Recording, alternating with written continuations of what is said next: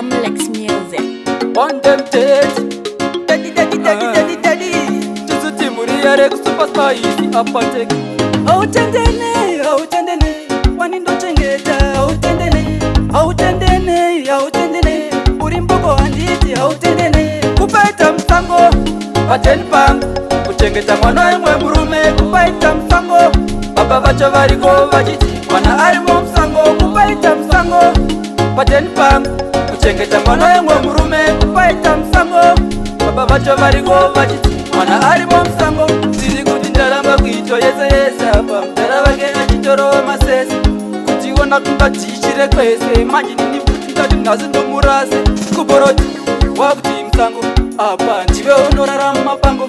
Last time musati wanzire nyambo ndounzire titi ndine urombo. Kupaita msango, pateni pangu kuchengeta mwana emwe murume. Kupaita msango, baba vacho variko vachiti mwana arimo msango. Kupaita msango, pateni pangu kuchengeta mwana emwe murume. Kupaita msango, baba vacho variko vachiti mwana arimo msango. Ngosaparara kunge chituna ndekatama mwana wako ndombana. Last time mimi musandidena andibhadhare fees nyangwe achituna. autendene, wanindo chengeta.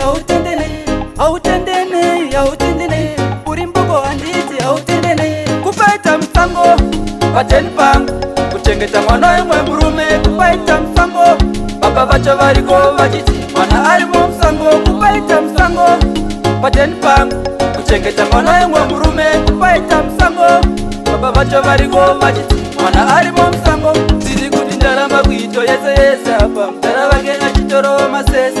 Kutiona kungatichire kwese manje nini kuti ndati nazi ndomurase.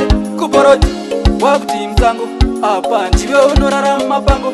Last time musati wanzire nyambo ndounzire titi ndine urombo. Kupaita msango, pateni pangu kuchengeta mwana emwe murume. Kupaita msango, baba vacho variko vachiti mwana arimo msango. Kupaita msango, pateni pangu kuchengeta mwana emwe murume. Kupaita msango, baba vacho variko vachiti mwana arimo msango.